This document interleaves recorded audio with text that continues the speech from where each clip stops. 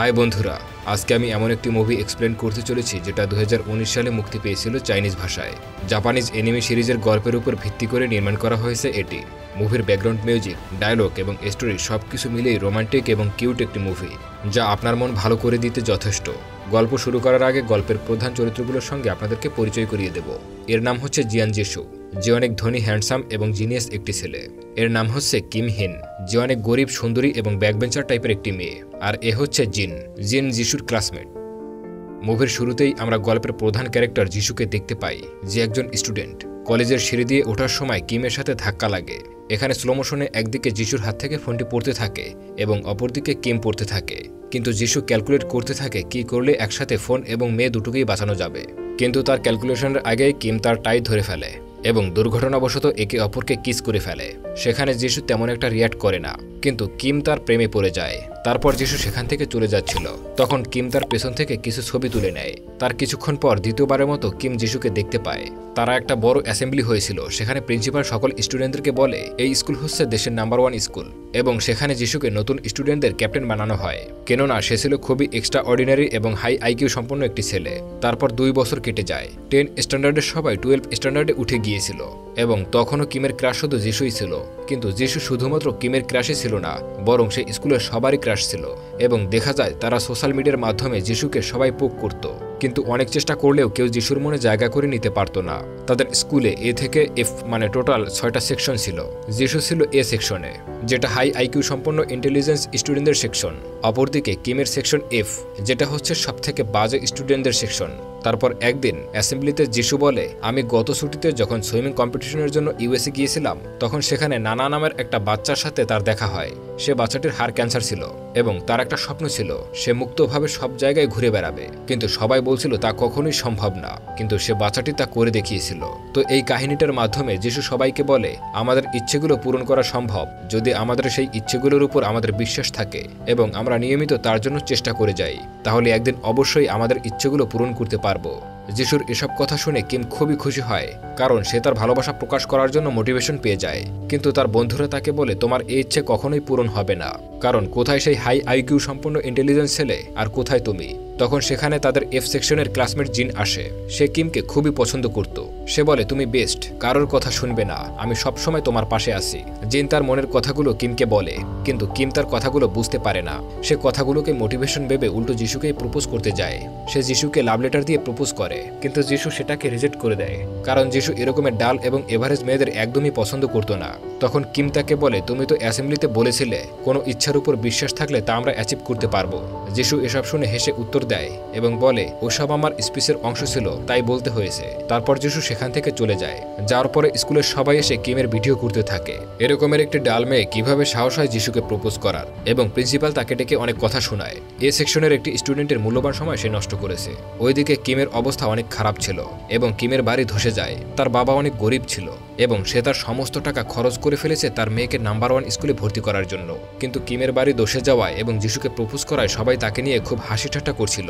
সেখানে যিশু এসে তাদেরকে অনেক কথা শোনায়। এক পর্যায়ে কিম তাকে চ্যালেঞ্জ করে জানায় পরের পরীক্ষায় সে টপ 100-এ এসে দেখাবে। যিশু তার চ্যালেঞ্জ অ্যাকসেপ্ট করে নেয়, কারণ সে জানে কিমের মতো একটা ডাল এভারেজ স্টুডেন্ট কখনোই 100 লিস্টে আসতে পারবে না। ওইদিকে কিম বাড়ি এসে খুব চিন্তায় পড়ে যায়, কারণ তার পড়ার মতো কোনো জায়গা ছিল না। তখন তার বাবা তাকে বলে তারা কয়েক মাসের জন্য তার এক বন্ধুর বাড়িতে থাকবে। তার সেই বন্ধু অনেক ধনী একজন বিজনেসম্যান ছিল এবং যিশুই ছিল সেই বিজনেসম্যানের ছেলে।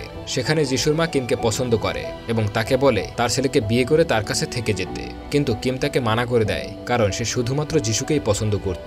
সে জানতো না যে তাকে যিশুকে বিয়ে করতে বলা হয়েছে। তারপর রাতে যিশু কিমের রুমের দরজার সামনে আসে। সে তখন সব বুঝতে পারে এবং তাকে বলে সে যিশুকে এখন আর পছন্দ করে না। তার মনে এখন যিশুর জন্য কোনো জায়গা নেই, কিন্তু বাস্তবতা হচ্ছে কিমের রুম যিশুর ছবিতে ভরা ছিল। পরদিন যিশু যখন স্কুলে যাচ্ছিল তখন তার মা তাকে সাইকেলে করে কিমকে নিয়ে যেতে বলে, কিন্তু কিছু দূর আসার পর যিশু তাকে বলে তারা যে এক বাড়িতে থাকে তা যেন স্কুলের কেউ না জানে, তা না হলে সে তাকে বাড়ি থেকে বের করে দিবে। কিন্তু যিশুর মা কিমকে কিছু সিক্রেট ভিডিও পাঠায় যেখানে যিশু মেয়েদের মতো ড্রেস পরে নাচছিল এবং যিশুকে এসব ভিডিও দেখে ব্ল্যাকমেল করে বলে সে যেন কিমকে প্রতিদিন পড়ায়, যার ফলে কিম টপ 100-তে আসতে পারবে। কিন্তু পড়ানোর সময় যিশু বুঝতে পারে কিম অনেক বাজে স্টুডেন্ট, তাই তাকে একদম প্রথম থেকেই সবকিছু পড়ানো শুরু করে।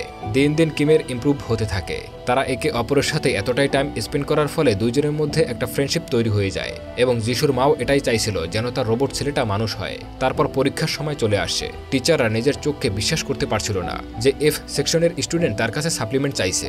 তারপর রেজাল্টের দিন সবাই কিমকে নিয়ে ট্রোল করতে থাকে, কারণ সেখানে টপ 100-এ কিমের নাম আসেনি। তখন সেখানে প্রিন্সিপালের সাথে যিশু আসে। তারা বলে 100 নম্বর পজিশনে দুইজন স্টুডেন্টের নাম ড্র করা হয়েছে, তার মধ্যে একজন হচ্ছে কিম। তার মানে সে তার চ্যালেঞ্জ সম্পূর্ণ করেছে। যেখানে যিশুর সাথে টপ 100-এ আসার চ্যালেঞ্জ করেছিল, তখন যিশু তাকে কংগ্রাচুলেশন জানায়। তারপর স্কুলের স্পোর্টসে দৌড় প্রতিযোগিতায় যিশু জিনের কাছে প্রায় হেরেই যাচ্ছিল, কিন্তু অনেক চেষ্টার ফলে শেষ পর্যন্ত জিতে যায়। তারপর যিশু জিনকে নিয়ে ট্রোল করতে থাকে। তখন কিম এসে বলে এ সেকশন মানেই যে সবসময় বেস্ট হবে এরকমের কোনো কথা নেই। জিন এফ সেকশনের হয়েও অনেক বেশি কেয়ারিং এবং লাভিং একজন মানুষ, যা যিশু কখনোই হতে পারবে না। এসব দেখে স্টুডেন্টরা কিমের সেই ভিডিওটা বড় স্ক্রিনে প্লে করে দেখায় এবং এই দেখে কিমও যিশুর সেই মেয়েদের ড্রেস পরা নাচ প্লে করে দেখায়। তারপর সেখানে এ এবং এফ সেকশনের বিশাল একটা গন্ডগোল লেগে যায়। যিশু কিমকে নিয়ে বকাবকি করতে থাকে। কিম বলে তুমি সবসময় আমার ফিলিংস নিয়ে হাসি ঠাট্টা করেছো, আর এরপর থেকে আমি তোমাকে ভুলে যাওয়ার চেষ্টা করব। এই বলে সে সেখান থেকে চলে যেতে নেয়। তখন যিশু তার হাত ধরে ফেলে এবং কিস করে বলে তুমি কি সত্যি আমাকে ভুলে যেতে পারবে? তারপর 2 বছর কেটে যায়। একদিন যিশুর মা কিমকে বলে যিশু মন থেকে আসলে খুব ভালো একজন মানুষ, কিন্তু খুব অল্প বয়সেই অনেক বড় বড় দায়িত্ব চাপিয়ে দেওয়া হয় তাকে, যার ফলে যিশু ছোটবেলা খুব ভালোভাবে উপভোগ করতে পারেনি। কিন্তু তুমি আসার পর থেকে যিশুর মধ্যে পরিবর্তন এসেছে। সে নিজের জীবনকে উপভোগ করতে শিখেছে এবং সারা জীবন এভাবেই তার পাশে থেকো। এসব শুনে কিম খুশি হয়। পরদিন পরীক্ষা ছিল। পরীক্ষার সময় যিশু বের হবে ঠিক তখনই কিমের অ্যাক্সিডেন্ট হয়ে যায়। তাকে হাসপাতালে নিয়ে যায়, যার জন্য সে তার পরীক্ষাটা সম্পন্ন করতে পারে না। এজন্য রাতে তার বাবা তাকে অনেক কথা শোনায় এবং এক পর্যায়ে যিশু রেগে গিয়ে বলে পুরো জীবন আমি তাই করেছি যা যা আমাকে বুঝিয়েছেন। সেই স্কুলে গিয়েছি যেখানে আপনি যেতে বলেছেন, সেই কাজ করেছি যা আপনি করতে বলেছেন, এবং বিয়েও তাকে করতে হবে যাকে আপনি বলবেন। এসব বলেই সে তার বাবার $1 মিলিয়ন কোম্পানি ছেড়ে চলে যায় এবং নিজে কিছু করার উদ্দেশ্যে বেরিয়ে পড়ে। তারপর কিম তার কাছে গিয়ে ক্ষমা চায়। যিশু তাকে বলে এখানে তোমার কোনো ভুল নেই, আমি নিজের ইচ্ছায় এই ডিসিশন নিয়েছি। তখন কিম তাকে বলে তুমি সারা জীবন তাই করেছো যা তোমাকে করতে বলা হয়েছে, আর এখন তুমি তাই করতে চাচ্ছ যা তোমার মন বলছে, তাহলে তাই করো, আর মনে রাখো আমি সবসময় তোমার পাশে আছি। তারপর যিশু তার বাড়ি থেকে চলে যায় এবং অনেক বছর পর নিজ প্রচেষ্টায় সে একজন ডাক্তার হয়ে যায়। কিম একদিন তার সাথে দেখা করতে যায়, কিন্তু সেখানে অনেক পেশেন্ট থাকায় যিশু তার সাথে কথা বলে না। যাওয়ার সময় সে তাকে বলে নিজের খেয়াল রেখো। এই শুনে কিম খুশি হয়ে যায়। তারপর দেখা যায় কিম দূর থেকে যিশুর উপর নজর রাখছিল। তখন সে দেখতে পায় যিশু তার এক ফ্রেন্ড যার নাম হচ্ছে উই তাকে নিয়ে যিশুদের বাড়ি চলে যায় এবং বাইরে পর্দার আড়াল থেকেই তাদেরকে দেখতে পায়। কিম ভাবে তারা হয়তো রিলেশনশিপে আছে। এই দেখে পুরো রাত কিম সেখানে বসে কান্না করতে থাকে। এরপর দিন কিম জিনকে নিয়ে যিশুর উপর নজর রাখতে যায়। তখন যিশু তাদেরকে দেখে বুঝতে পারে তাদেরকে ফলো করছে।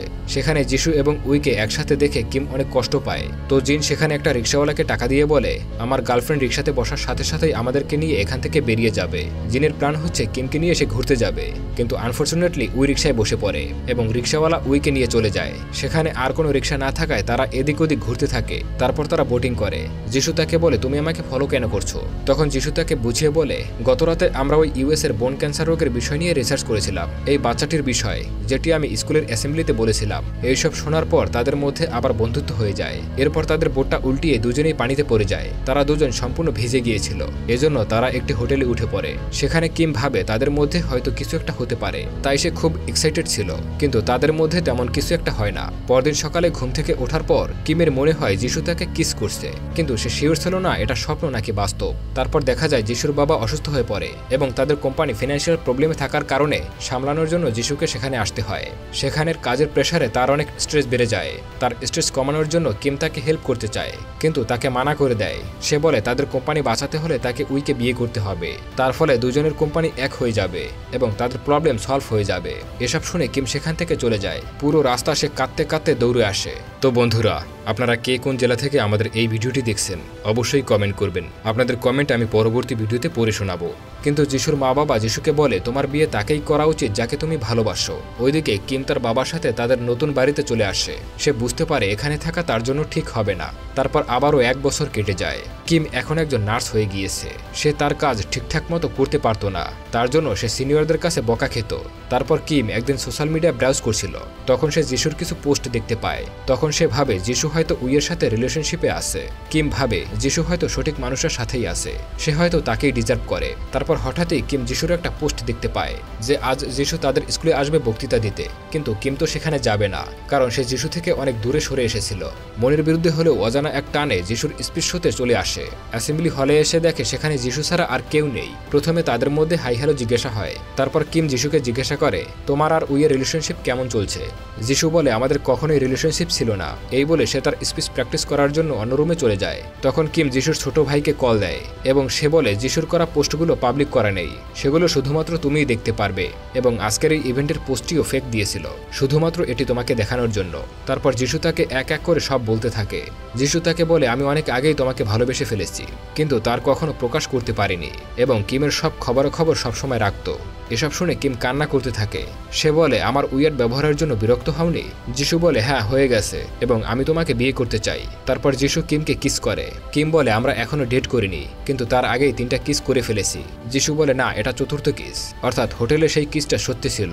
তারপর আমরা ফ্ল্যাশব্যাকে দেখতে পাই যিশু যখন কিমকে পড়াতো, তখন যিশু কিমের লাভ লেটারটি পড়ে। এইখানে লেখা ছিল কিভাবে তাদের দেখা হয়েছিল, সম্পূর্ণ লেখাটি। চিঠিটা কিম ফানিভাবে লিখেছিল, এবং সেই দিনের পর থেকে যিশু তার প্রেমে পড়ে যায়। মুভির গল্পটা এখানেই শেষ হয়ে যায়, এবং পোস্ট ক্রেডিট সিনে যিশু আর কিমের ওয়েডিং পার্টি দেখানো হয়।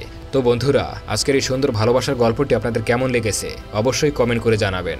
আপনাদের কমেন্ট আমি পরবর্তী ভিডিওতে হাইলাইট করব। ধন্যবাদ।